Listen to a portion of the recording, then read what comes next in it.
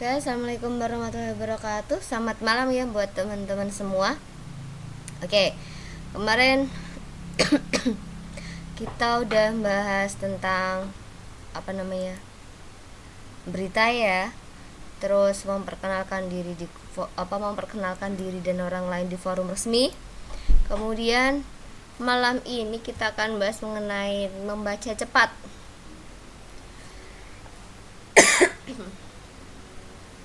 Oke. Membaca cepat itu adalah kecakapan membaca dan memahami teks dalam tingkatan tinggi. Rata-rata orang dengan pendidikan setingkat sekolah tinggi membaca sekitar 300 kata per menit. Berarti, bahan itu tidaklah bersifat teknis. Di sisi lain, pembaca cepat dapat membaca lebih dari 1000 kata per menit. Pengukuran membaca cepat baru sangat berarti bila digabungkan dengan informasi seberapa tinggi pemahaman teks itu oleh pembacanya. Diketahui bahwa orang dengan kemampuan membaca cepat yang lebih tinggi juga memiliki pemahaman yang lebih tinggi. Membaca cepat juga berarti memahami suatu tulisan dengan cepat. Bersamaan membaca, pikiran pun harus memahami makna bacanya yang dibaca. Jadi kita membaca nggak cuma asal baca ya, tapi kita membaca itu juga harus paham dengan apa yang kita baca. Oleh karenanya, sedemikian cepatnya pikiran dan hati membaca dan memahami suatu tulisan. Ketepatan dan kecepatan membaca akan terbangun dengan sendirinya apabila sering berlatih membaca. Pokoknya inti semuanya itu adalah kita sering latihan ya. Kayak kemarin pertemuan minggu kemarin kita bahas untuk memperkenalkan atau berbicara di depan orang banyak biar nggak grogi dan biar kita lancar. Itu kan kuncinya selain pede, konsentrasi sama menguasai bahan. Kita juga harus sering berlatih. Kalau kita berlatih, sering latihan gitu ya, otomatis masalah kayak gitu kecil buat teman-teman semua. Sama seperti membaca cepat. Kalau teman-teman membiasakan diri sering membaca biasa dulu aja gitu,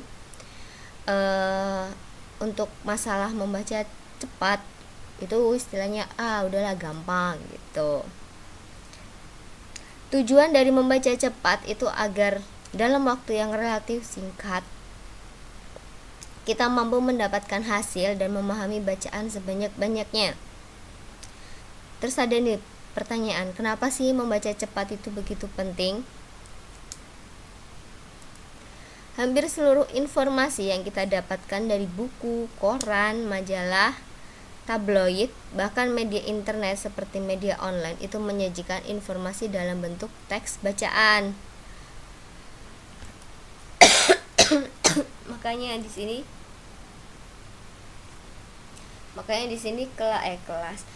sini membaca cepat itu penting ya, karena dari situlah kita bisa mendapatkan hasil dan memahami bacaan nih sebanyak-banyaknya.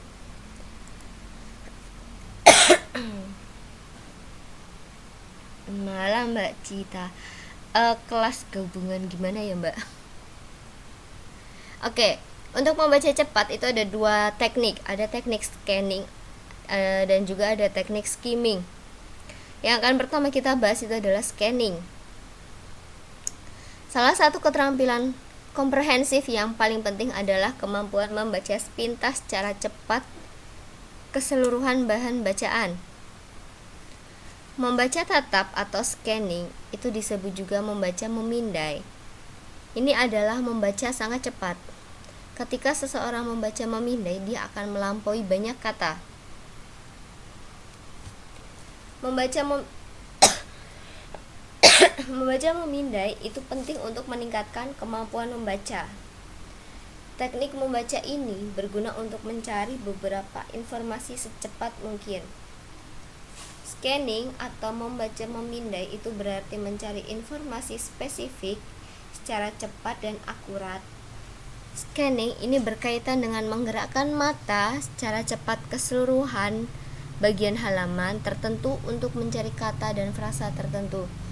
Jadi di sini yang gerak itu matanya ya, yang fokus itu matanya. Jadi kita menggerakkan mata secara cepat di semua bagian halaman tertentu untuk mencari suatu kata atau suatu frasa tertentu.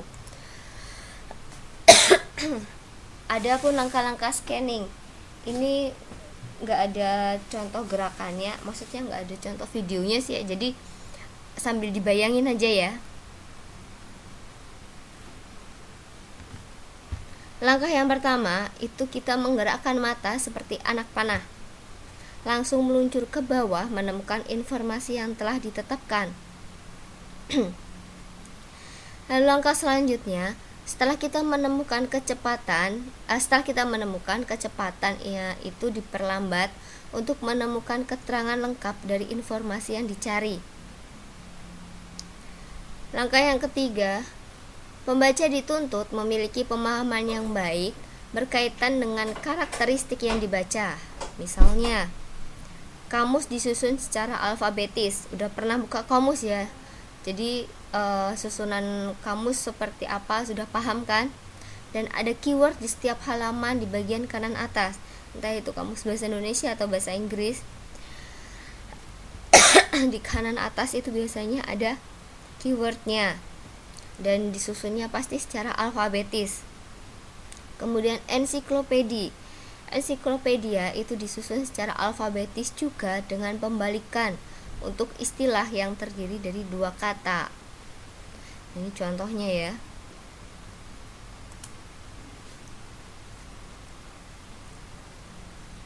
Kemudian teknik yang kedua setelah scanning itu skimming.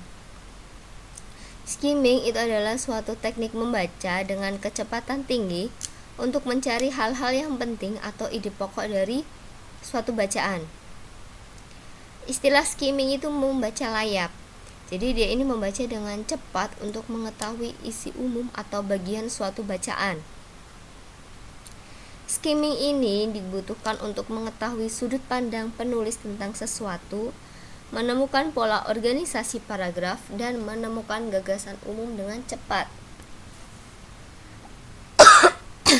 Dalam skimming, proses membaca itu dilakukan secara melompat-lompat dengan melihat pokok-pokok pikiran utama dalam bahan bacaan sambil memahami tema besarnya. Selain untuk mendapatkan gagasan utama dari sebuah teks, untuk mengetahui apakah suatu artikel tersebut sesuai dengan apa yang kita cari, untuk menilai artikel itu apakah menarik untuk dibaca lebih lanjut secara mendetail. Ini tujuan dari skimming ya.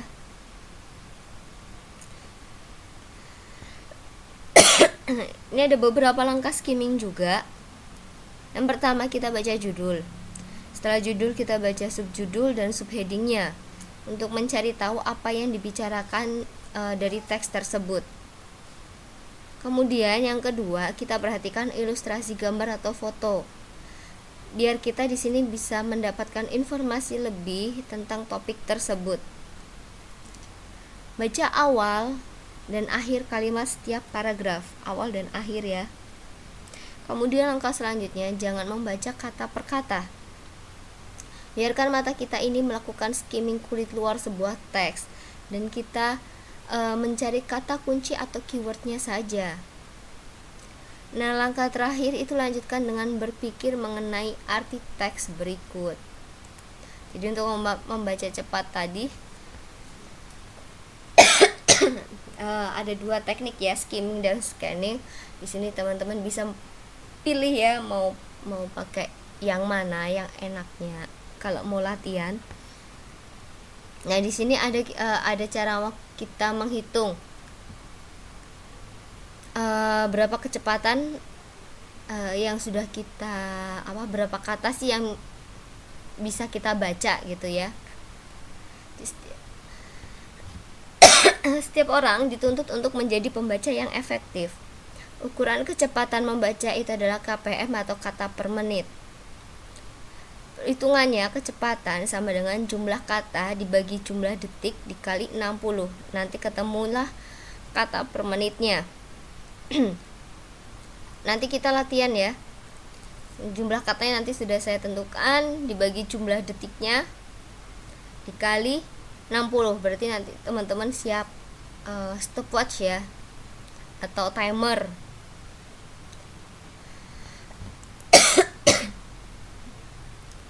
Nah, ada beberapa faktor yang menghambat membaca cepat.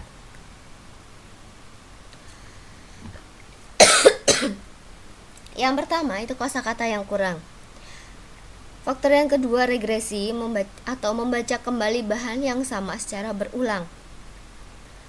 Subvokalisasi, faktor yang ketiga, itu artinya melafalkan kata di pikiran ketika membacanya. Kemudian faktor yang menghambat selanjutnya adalah persepsi yang salah. Bisa karena gerakan mata yang salah atau masa persepsi yang lambat. 5. Membaca dengan bersuara. 6. Membaca dengan menggerakkan bibir. 7. Membaca dengan menggunakan alat penunjuk. Dan yang terakhir adalah membaca dengan menggerakkan kepala. Ini adalah 8 faktor yang bisa menghambat kita dalam membaca cepat.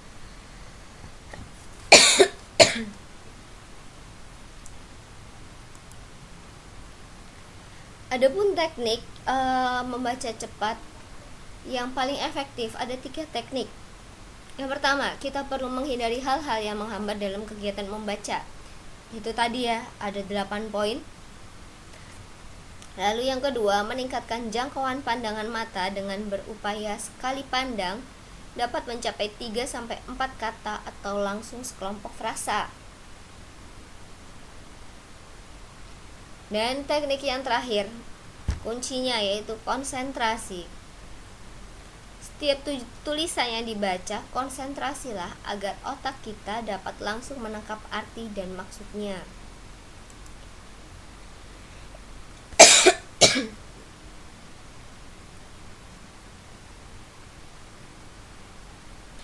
Oke, waalaikumsalam Mbak Aisyah. Mbak Ais, tolong jangan panggil saya Bu ya. Malam juga Mbak Fenty.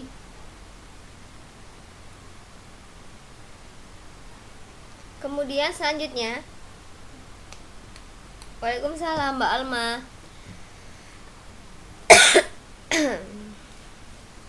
Jangan panggil saya Bu, Mbak.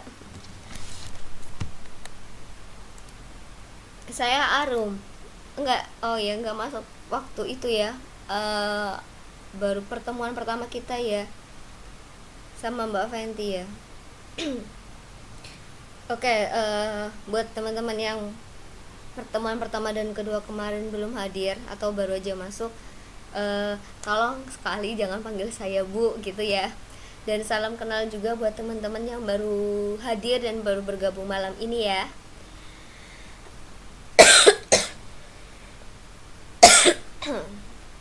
Oke, ini kelas gabungan ya. Oke, lanjutnya cara menemukan gagasan pokok dengan membaca cepat. Jadi kita selain membaca cepat, selesai membaca cepat itu kita juga dimaksudkan bisa menemukan gagasan pokoknya. Jadi nggak baca asal baca aja ya, tapi kita juga baca harus paham apa isinya.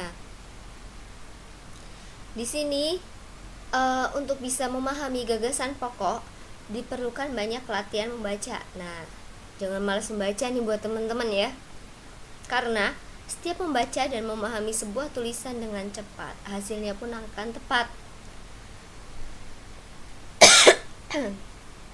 Langkah-langkah yang tepat dan cepat dalam membaca dan memahami maknanya itu adalah sebagai berikut. Yang pertama, kita perlu mempersiapkan diri secara psikologi sebelum membaca. Jadi hilangkan jauh-jauh kata grogi gitu ya, atau demam panggung. Orang kita nggak baca di depan orang ya. Siap mental sih kalau kita mau membaca cepat kayak gitu ya. Lalu yang kedua, membaca tulisan dengan tenang namun cepat. Langkah yang ketiga adalah sambil membaca Memberikan tanda-tanda yang merupakan gagasan pokok dan gagasan utamanya. Langkah selanjutnya adalah menyediakan stopwatch atau jam tangan atau timer untuk mengukur kecepatan dan ketepatan dalam membaca. Seperti yang tadi di rumus sebelumnya ya, kecepatan sama dengan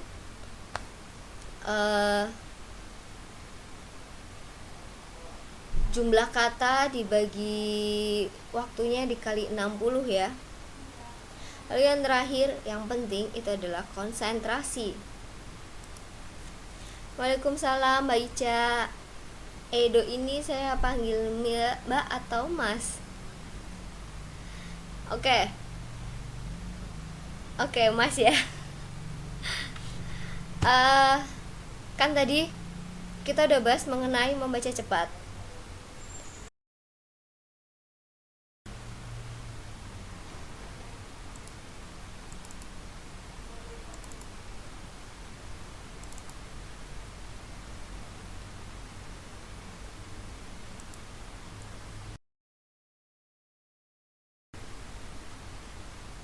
Malam juga.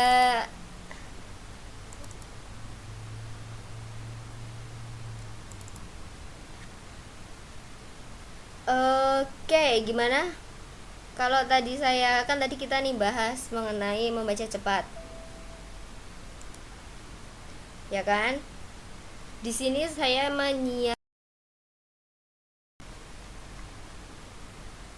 ada 2 artikel.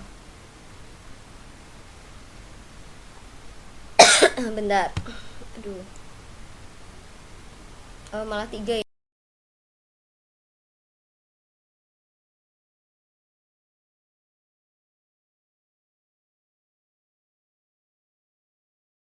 Untuk kita latihan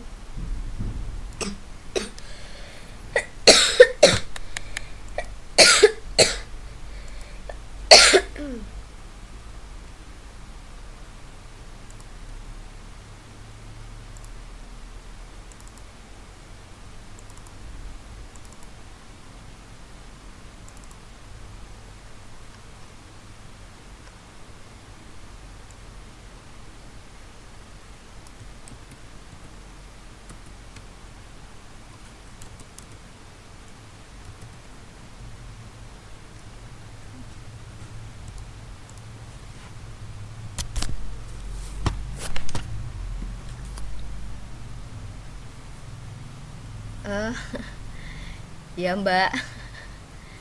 Nah, nanti juga saya minum kok. Gimana, siap nggak? Kalau siap silahkan siapkan stopwatch jam tangan atau timer teman-teman.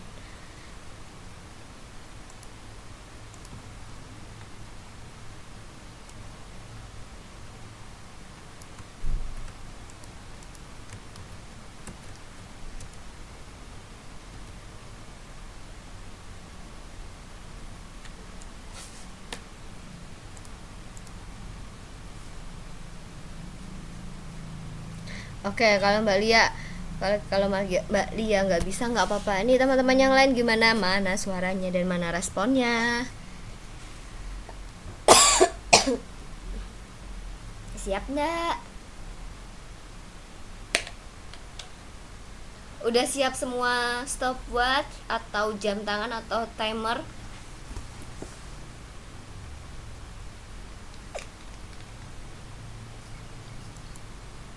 Di HP ada stopwatch Mbak. Jadi pakai jam tangan juga nggak apa-apa Mbak. Yang penting bisa dimenitin nanti selesainya berapa detik gitu.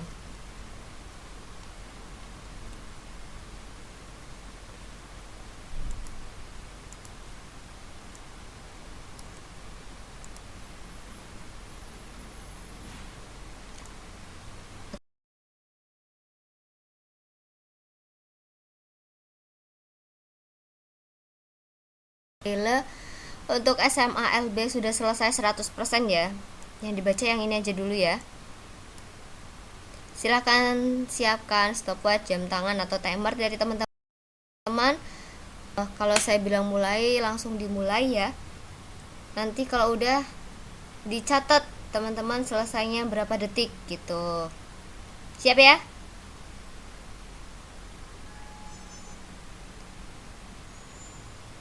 Kalau sudah siap, saya kasih waktu 7 menit. Dimulai dari sekarang.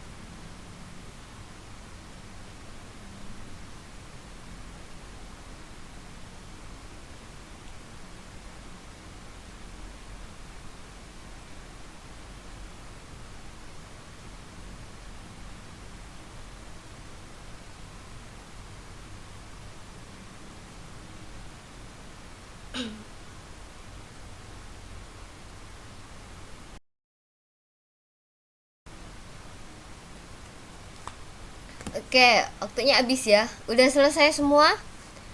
Ya, waalaikumsalam dan selamat malam buat teman-teman yang baru bergabung ya. Udah dicatat berapa detiknya tadi?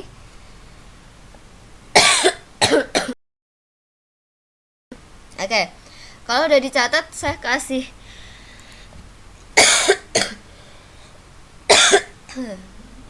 kasih tahu jumlah katanya ya.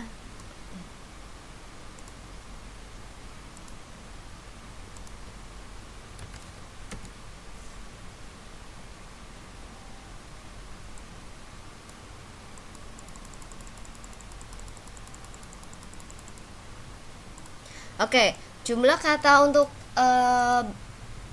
artikel naskah soal ujian nasional Braille untuk SMA LB sudah selesai 100%. Itu ada 235 kata.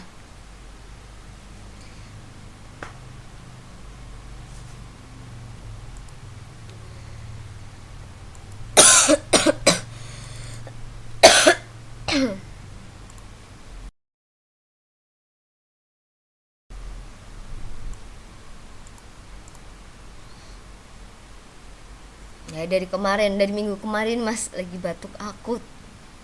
Hari Minggu malah saya harus absen karena nggak bisa ngajar, batuknya nggak bisa diajak kompromi. Oke, saya tunjukin lagi. Nah, jumlah katanya itu tadi ada 235 ya. 235 dibagi jumlah detiknya teman-teman, kemudian dikalikan 60. Hasilnya berapa? Silakan diketik di kolom komentar. Diketik di kolom pesan itu ya. Saya pengen tahu teman-teman tadi kira-kira berapa berapa kata per menit gitu.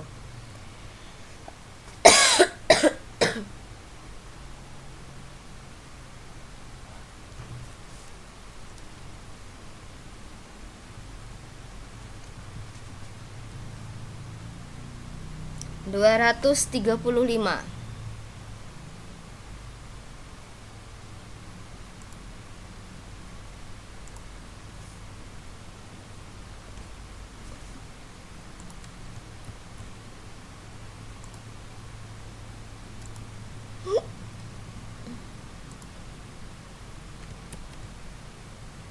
Nggak mau ya.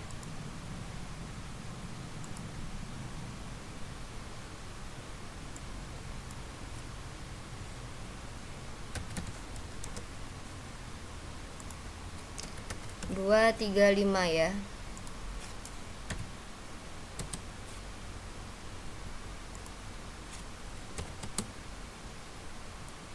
Teks pertama yang kita coba tadi jumlah katanya ada 235.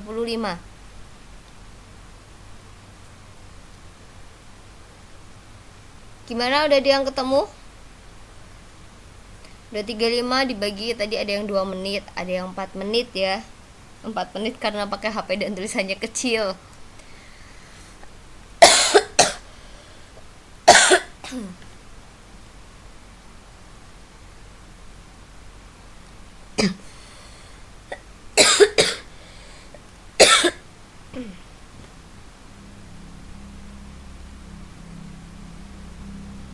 Gimana? Dari sekian banyak nggak ada yang mau store nih. Berapa kecepatannya?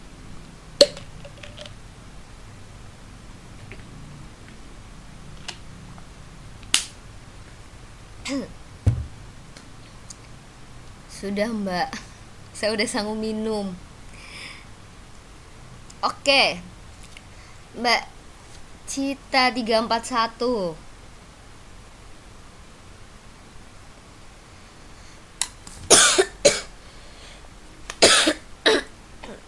Yang lain? Oke, nggak apa-apa Mbak Farid ya. Saya panggilnya Mbak Bunda apa Mbak Farid nih?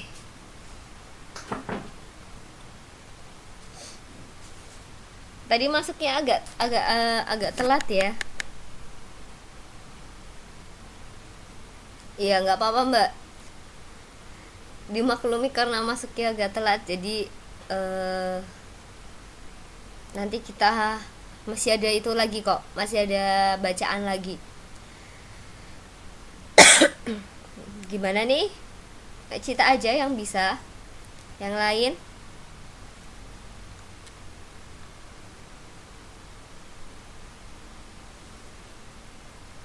Oke, Mbak Galuh, 250 ya.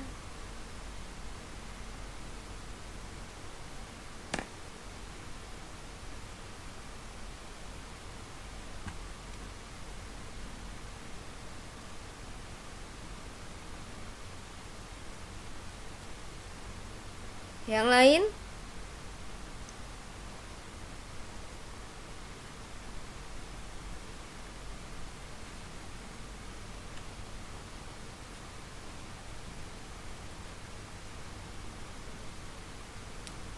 Mbak Ninda 355.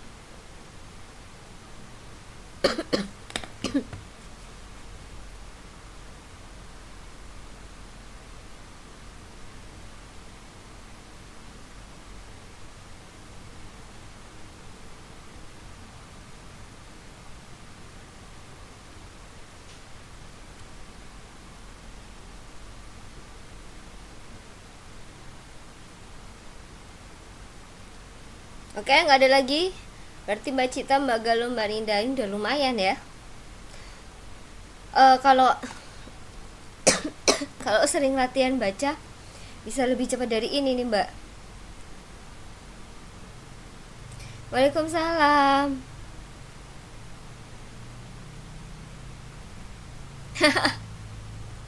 Enggak lah, untuk awalan bisa lah ya. Not bad gitu.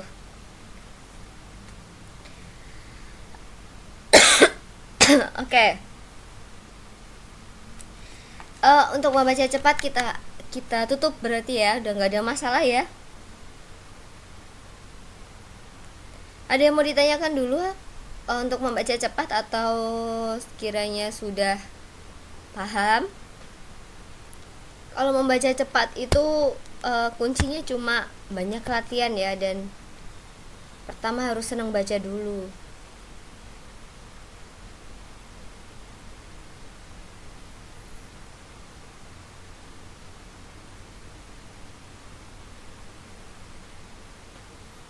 Oke, nggak ada tanggapan berarti saya anggap paham ya. Selanjutnya kita masuk ke bagian paragraf yang kita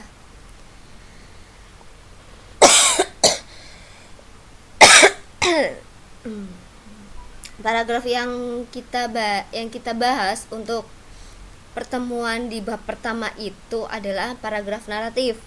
Tapi nanti kita kasih seringan-seringan sedikit tentang beberapa paragraf aja ya. Dan saya mohon maaf kalau seandainya suara batuk saya mengganggu ya. Sebelum masuk ke paragraf intinya, kita perlu tahu dulu apa isi paragraf itu. Jadi paragraf itu adalah bagian dari karangan tertulis atau bagian tuturan jika ia berupa lisan. Suatu paragraf itu ditandai oleh suatu kesatuan gagasan yang lebih tinggi atau lebih luas daripada kalimat. Paragraf itu umumnya terdiri dari sejumlah kalimat,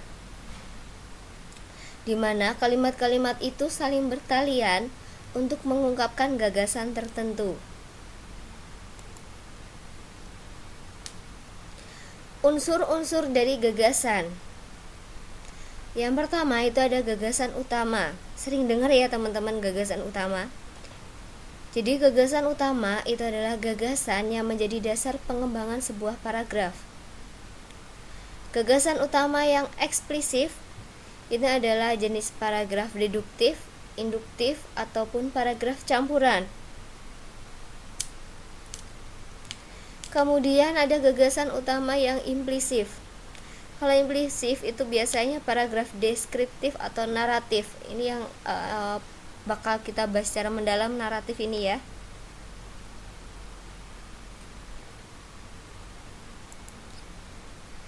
Ada gagasan utama, ada juga gagasan penjelas. Kalau gagasan penjelas itu adalah gagasan yang fungsinya menjelaskan gagasan utama.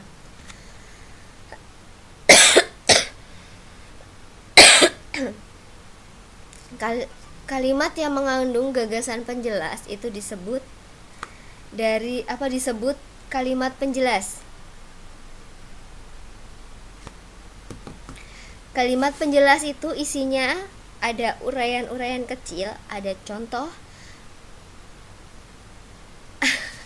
ada ilustrasi-ilustrasi, ada kutipan, dan juga ada gambaran-gambaran yang sifatnya parsial. Oke Mbak, saya pelan-pelan habis ini. Saya ulangi ya. Unsur gagasan itu ada dua. Ada pertama, ini adalah gagasan utama. Dia gagasan yang menjadi dasar pengembangan dari sebuah paragraf. Dan yang kedua, itu adalah gagasan penjelas. Ini adalah untuk menjelaskan si gagasan utama tadi. Contoh dari gagasan penjelas. Karyawan-karyawan di suatu kantor tidak dapat bekerja dengan tenang karena kepala kantornya bersikap keras dan kaku. Seringkali dia bersikap seakan-akan dia sendiri yang paling benar. Semua kehendaknya harus diikuti. Akibatnya, suasana kerja di kantor itu sama sekali tidak menyenangkan. Nah, ini contoh dari gagasan penjelas yang menjelaskan dari gagasan utamanya. Kita masuk ke jenis-jenis paragraf. Secara umum dulu ya. Paragraf deduktif. Paragraf deduktif itu adalah paragraf yang gagasan utamanya terletak di awalan paragraf.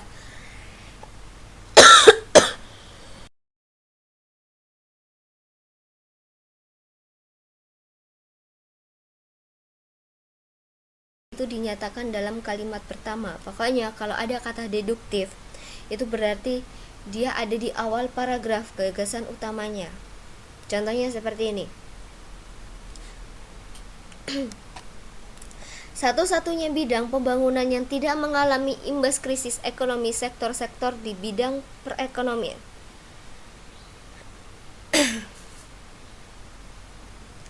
Misalnya, perikanan masih meningkat cukup mengesankan, yaitu 6,65%, dan selanjutnya.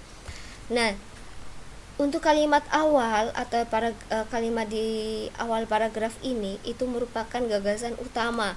Jadi dia disebut sebagai paragraf deduktif. Sedangkan kalimat selanjutnya sampai kalimat terakhir ini adalah kalimat atau paragraf penjelas. Kalau dulu saya diajari kalau mau membedakan, mau tahu itu paragraf, jenis paragrafnya apa, baca aja di awal paragraf dan di akhir, awal kalimat paragraf dan di akhir kalimat paragraf. Dari situ kadang kita bisa menentukan, oh ini jenisnya ini, oh ini jenisnya ini, oh ini jenisnya deduktif, oh ini jenisnya induktif, seperti itu.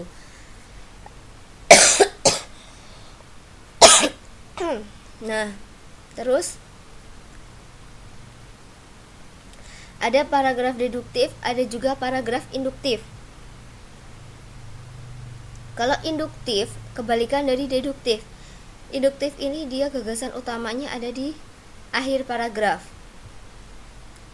Jadi awalnya itu adalah penjelas. Jadi kita bakal menemukan fakta atau beberapa uraian-uraian.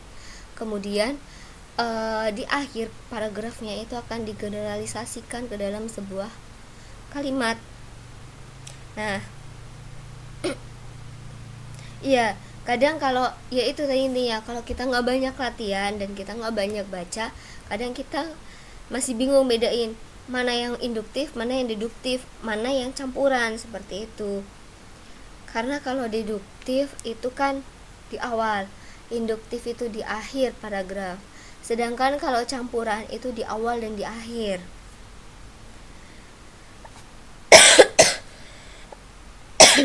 Jadi kita harus benar-benar paham dulu jenis-jenis paragraf itu seperti apa. Emang sih ya, kadang saya sendiri kalau dikasih soal masih bingung, apalagi kalau soal bahasa Indonesia masih bingung. Kelihatannya gampang tapi ternyata susah, ya kan?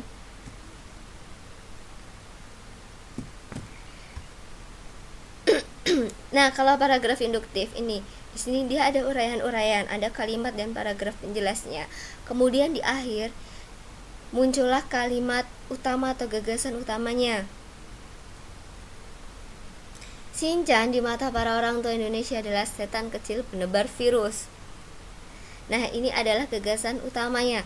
Ada di akhir, berarti ia disebut dengan paragraf induktif.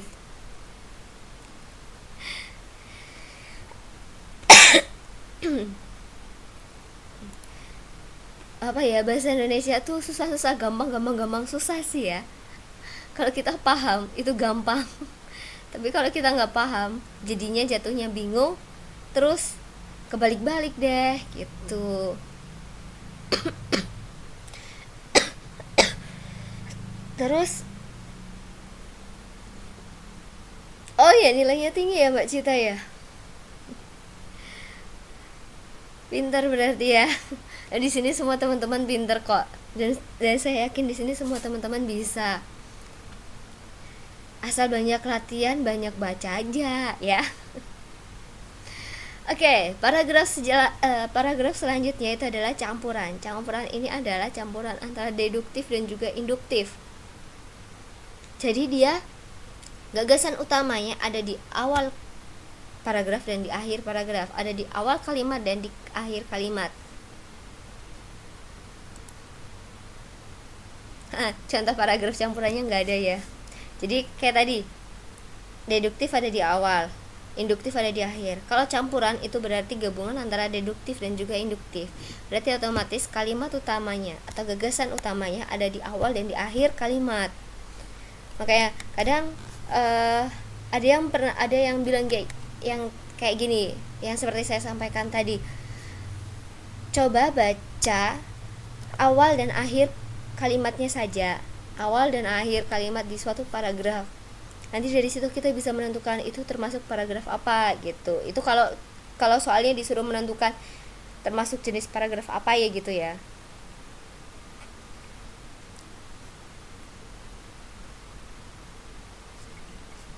Nanti Mas, contoh soalnya kita bahas dulu aja ini.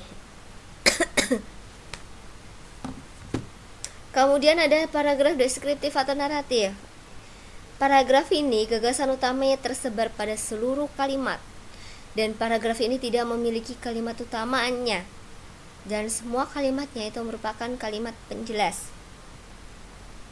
Contoh, sikap santun dan penuh hormat kepada Umi bersemi sejak kanak-kanak. Umi disayang oleh semua orang, mulai dari kakek, nenek, ayah saya, pokoknya semua memanjakan beliau. Sampai dia dapat suami, suaminya pun sayang dan memanjakan Umi saya. Umi orangnya aktif sehingga jarang memasak untuk keluarga. Sekali memasak, Umi membuat rendang banyak-banyak untuk kebutuhan 1 bulan. Karena Umi sering pergi lama untuk urusan organisasi. Yang memasak bapak, yang memperbaiki kompor dan memanjakan Umi juga bapak. Nah, ini contoh kalimat paragraf deskriptif naratif ya. Jadi semua kalimatnya ini adalah kalimat penjelas. Di sini kita nggak bisa menemukan mana kalimat utamanya kan ya. Oke, ini nggak usah, kita skip aja.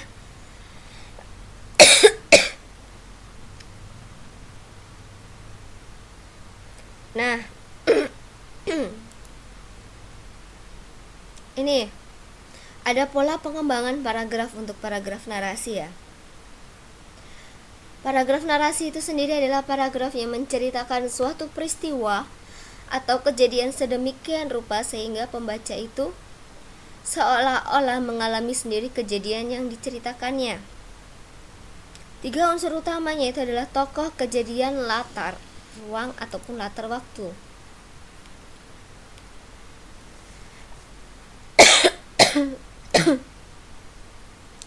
Nah, kita masuk ke bahasannya aja ya. Segini tulisannya kurang besar nggak? Tadi udah selinting kayak ketok palu. Ketok palu tuh apa ya Mbak ya? Kurang besar. Ini udah besar banget ya Mbak. Saya malah nggak bisa baca. Oh, hilang sinyalnya berarti tuh Mbak.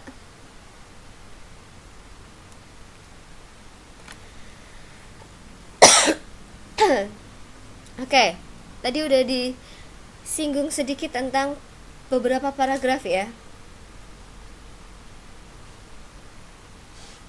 Nah, tadi ada beberapa paragraf dan yang akan kita bahas dan konsentrasi kita malam ini itu adalah paragraf narasi. Jadi,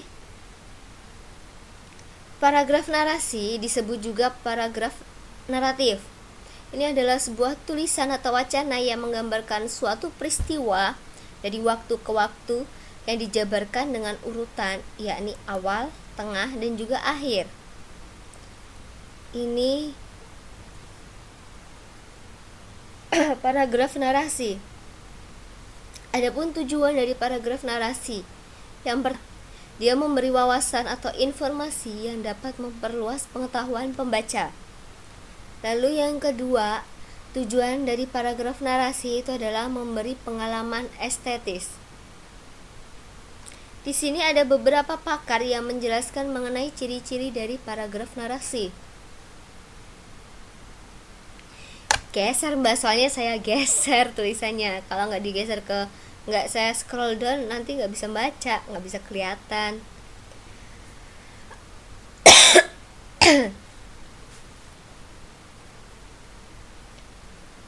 Ciri paragraf narasi kalau menurut Coris Keraf, dia yang pertama itu adalah menonjolkan unsur perbuatan atau tindakan.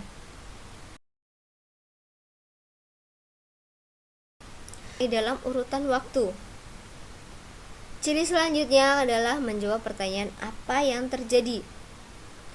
Ciri terakhir menurut Coris Keraf itu adalah memiliki konflik ya.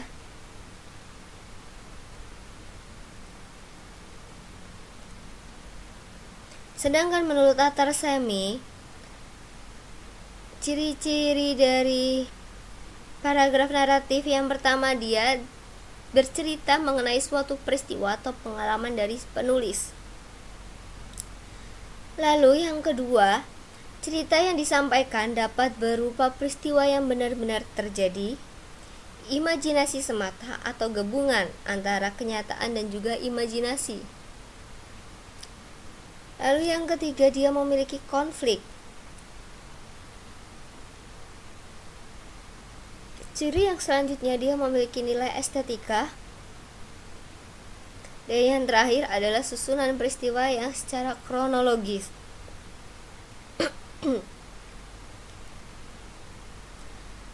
Nanti bentar, enak gini sebenarnya. Nanti saya kasih link link rekaman malam ini. Jadi kalau seandainya benar-benar ketinggalan, bisa dicek lagi di link tersebut gitu ya. Oh, mau di screen. Jadi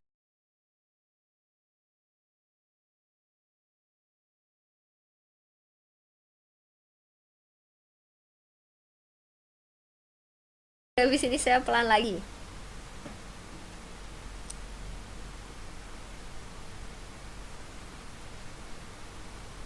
Dalam membuat paragraf narasi, terdapat beberapa langkah penulisan agar informasi yang diberikan lebih terkonsep dan alurnya tersusun dengan baik sehingga tidak membosankan ketika dibaca. Adapun langkah-langkah penulisan paragraf narasi. Yang pertama, menentukan tema dan pesan yang ingin disampaikan. Jadi kalau kita mau bikin paragraf, sebenarnya nggak cuma paragraf narasi aja ya. Ini berlaku untuk semua paragraf. Kalau kita mau bikin suatu paragraf itu yang perlu kita tentukan pertama kali itu adalah tema. Tema yang akan kita angkat, yang akan kita tuangkan di dalam tulisan itu tuh apa sih? Tentang nasionalisme atau tentang pendidikan atau tentang romantisme gitu kan?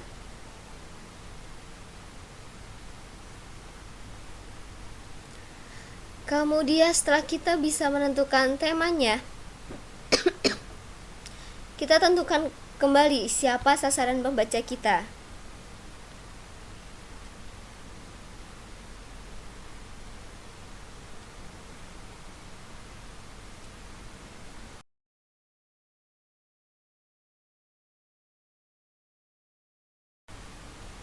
Kita di sini menentukan juga siapa sih sasaran pembaca kita. Entah itu dari kalangan remaja, kalangan dari wanita, kalangan orang tua atau pihak-pihak eksekutif gitu kan. Di sini kita harus menentukan dulu sasarannya siapa gitu ya. Langkah selanjutnya itu adalah merancang peristiwa-peristiwa utama yang digambarkan ke dalam skema alur. Ini enak kalau kita bikin skema alurnya ya. Kita bikin skemanya, terus kita rancang peristiwanya nanti dari awal seperti apa, kemudian nanti waktu konflik seperti apa, peredaman konflik bagaimana, endingnya bagaimana gitu kan. Nah itu lebih enak. Lalu langkah yang keempat itu adalah membagi peristiwa tersebut menjadi 3 bagian awal,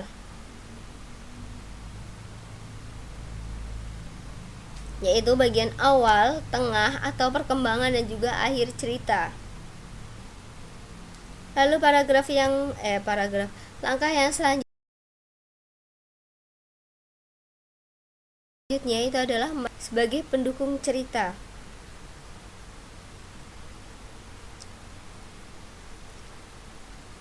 Setelah langkah kelima, langkah keenam itu adalah kita mulai menyusun tokoh dan perwatakannya, latarnya. Latar itu nggak cuma tempat aja ya, tapi bisa juga latar waktu sama latar suasana. Jadi latar di sini masuk ke waktu, tempat, suasana ya.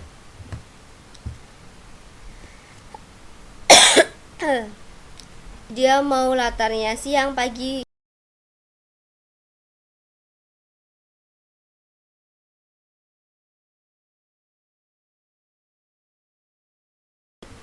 serta kita juga perlu menentukan sudut pandangnya.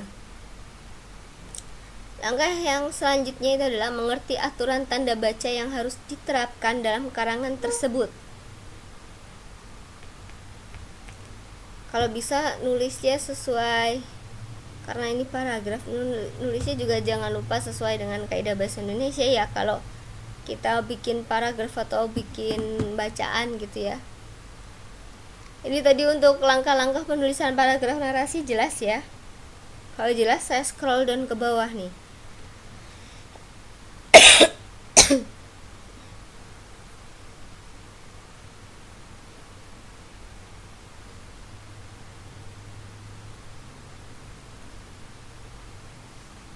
Oke, nggak ada tanggapan berarti saya anggap jelas ya. Saya scroll down ke. Selanjutnya kita bahas mengenai jenis dari paragraf narasi. Ada 4 jenis. Jenis paragraf narasi yang pertama ada narasi informatif. Paragraf narasi informatif ini adalah paragraf atau karangan narasi yang bertujuan untuk menyampaikan informasi secara tepat kepada pembaca yang ditargetkan, baik mengenai sesuatu hal, peristiwa, atau kisah seseorang. Jadi kalau informatif ya, jadi kita di sini sesuai namanya, memberikan atau menyampaikan informasi kepada pembaca. Kemudian ada paragraf ekspositoris. Nah, kalau paragraf narasi ekspositoris Ini tujuannya untuk menyampaikan informasi mengenai kisah seseorang berdasarkan data sebenarnya.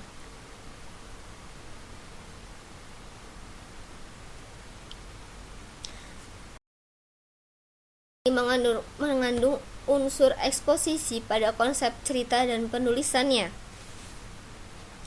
Ketentuan eksposisi ini mengatur informasi yang diberikan harus menggunakan bahasa yang logis, fakta yang sebenarnya, serta tanpa adanya unsur sugestif atau sifatnya dia objektif. Contoh, Rani Jelitasari M adalah anak bungsu dari 6 orang bersaudara. Lahir di Medan tanggal 6 September 1990. Rani, biasa ia dipanggil, lahir dari keluarga yang sederhana. Ayahnya adalah seorang pegawai negeri sipil yang bertugas di Departemen Agama, sementara ibunya adalah seorang petani. Ketika Rani lahir, ayahnya sudah memasuki usia tua, yakni 51 tahun. Sang ayah didiagnosis menderita penyakit komplikasi paru-paru sejak Rani masih sangat kecil. Maka tak heran, Rani kecil lebih banyak menghabiskan masa kecilnya dengan merawat sang ayah dibandingkan bermain dengan teman-teman seusianya. Hubungan Rani dan ayahnya sangat dekat. Tak hanya sebatas hubungan ayah dan anak, tetapi sudah seperti dua orang yang bersahabat. Ketika Rani menginjak umur 8 tahun, kondisi kesehatan ayahnya semakin memburuk. Rani menjadi semakin sering tidak masuk sekolah karena menemani sang ayah yang harus keluar masuk rumah sakit. Berpindah dari satu rumah sakit ke rumah sakit yang lainnya, dan bolak-balik memanggil dokter pribadi ke rumah menjadi hal yang biasa bagi Rani sekeluarga. 6 bulan lamanya berjuang tanpa lelah serta menempuh segala jalan yang ada dan yang mungkin. Ternyata Rani dan keluarganya harus menerima kenyataan terpahit. Ayah Rani meninggal dunia ketika Rani belum genap berumur 9 tahun. Kepergian ayahnya merupakan mimpi terburuk bagi Rani dan menjadi penyebab perubahan drastis dalam hidupnya. Rani yang ceria dan mudah akrab dengan orang lain berubah menjadi Rani yang pendiam dan tertutup. Nah, ini contoh dari paragraf narasi ekspositoris ya. Jadi dia menceritakan berdasarkan data fakta yang ada.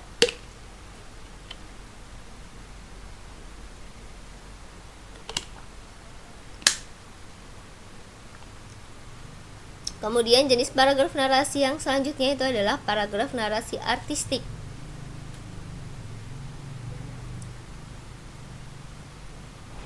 Paragraf narasi artistik ini adalah paragraf atau karangan narasi yang bertujuan menyampaikan suatu pesan tertentu kepada pembaca. Paragraf ini menyampaikan bahasa unsur sugestif. Ini kalau artistik. Jenis paragraf selanjutnya itu ada paragraf narasi sugestif.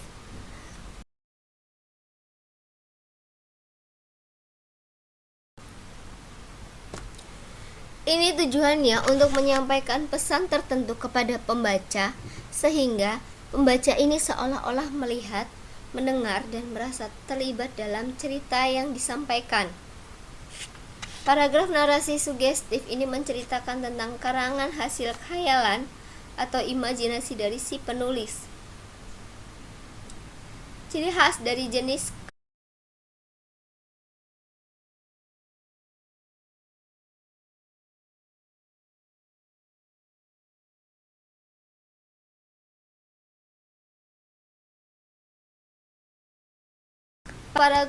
contoh paragraf narasi sugestif. Ada yang mau membacakannya?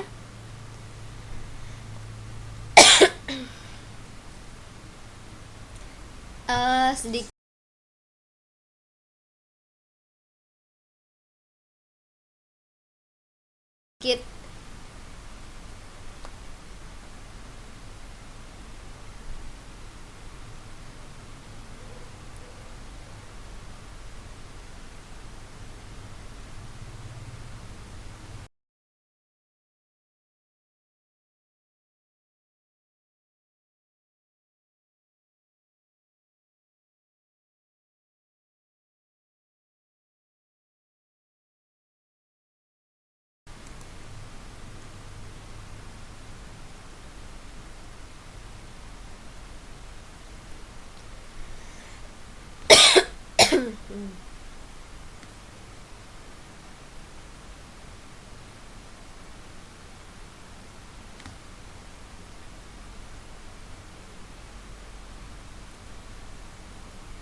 muter terus ya Mbak ya.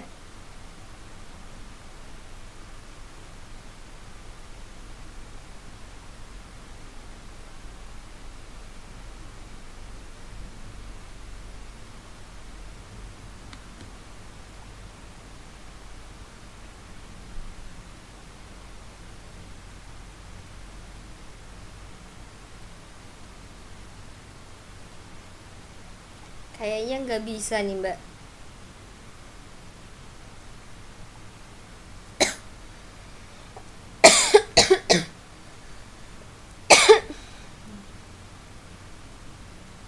Nah bener kan nggak bisa kan Mbak?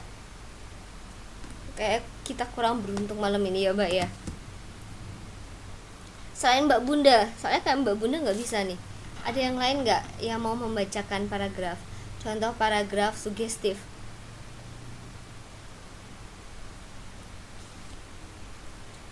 Nah, yuk jangan malu-malu.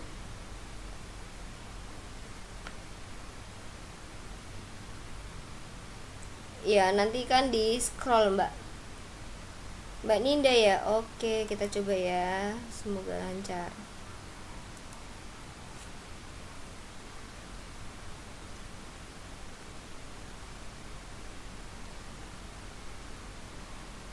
Halo. Halo. Oke, silakan Mbak. Yang seorang pangeran monyet ini ya, Miss? Iya.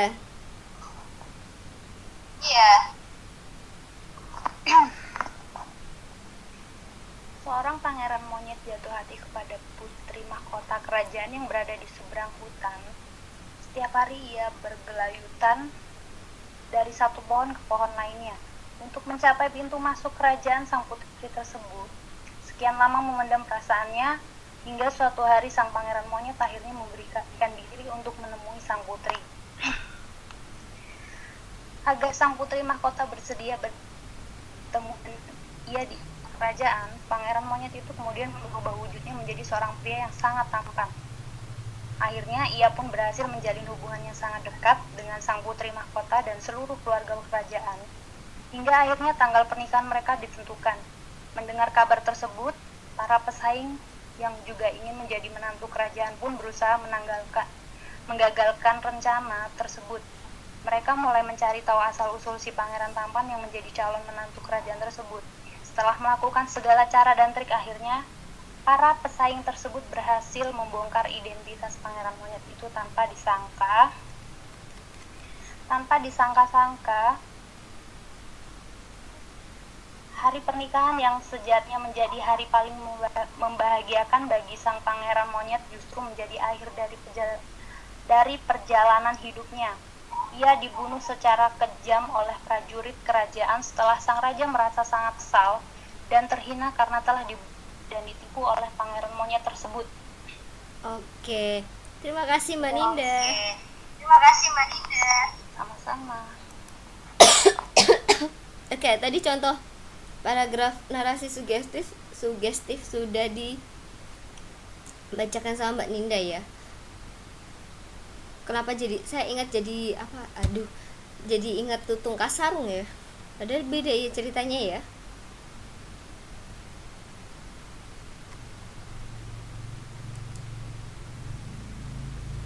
Nggak apa-apa Mbak, awalan yang bagus.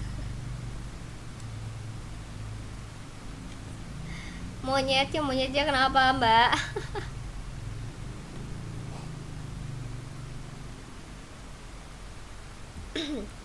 Oke, ini sepintas mengenai paragraf narasi ya.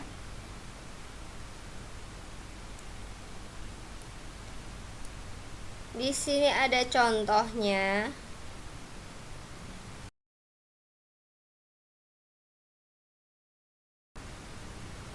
Sebelum kelas kita selesai, ada baiknya kita baca contoh paragraf narasi tentang liburan ke rumah nenek.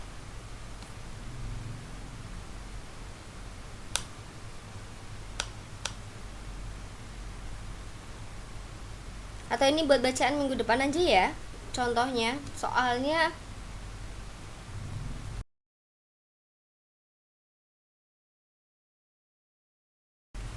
selesai dan saya nggak bisa extend kelas ya, soalnya Miss Cita udah bikin kelas. Setelah ini beliau langsung masuk. Jadi untuk contoh paragraf narasinya buat minggu depan, dan tolong minggu depan saya diingetin ya kalau seandainya saya lupa nggak menampilkan contoh ini, karena saya mau tahu juga nih perkenalan ke teman-teman, dan membiasakan teman-teman untuk apa istilahnya, mau membacakan walaupun kita nggak tatap muka sih ya, tapi saya pengen mau teman-teman tuh berani untuk membacakan atau mengutarakan isi isi pendapatnya.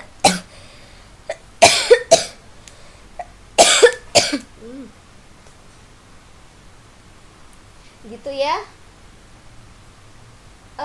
Oke. Untuk malam ini kayaknya kita akhiri aja karena materi kita juga sudah selesai. Pertemuan minggu depan berarti contoh paragraf narasi, dan tolong saya diingetin ya, terus sama kita bahas bab baru. Ada yang mau ditanyakan dulu sebelum saya tutup?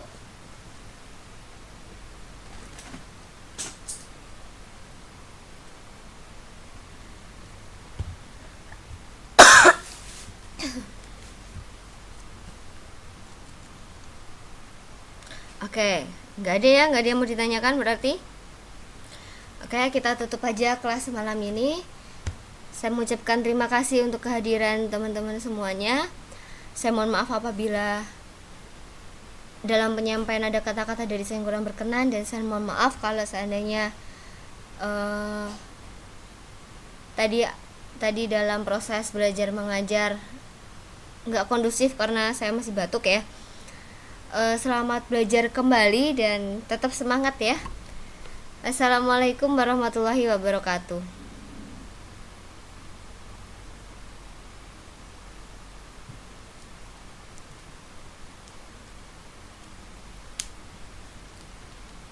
Insya Allah nanti ada Mbak di kolom komentar ya.